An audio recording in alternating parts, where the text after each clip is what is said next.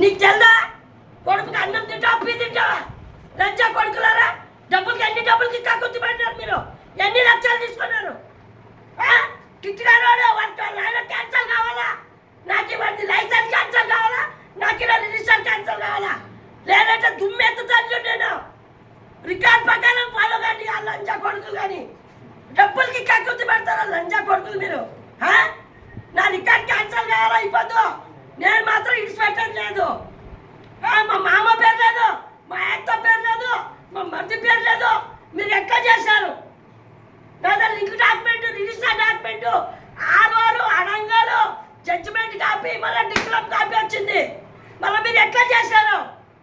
మీరు ఎంతమందిని మోసం చేశారు? ఇట్లా రిజిస్టర్ ఆఫీస్ ఎందుకు ఉండేది?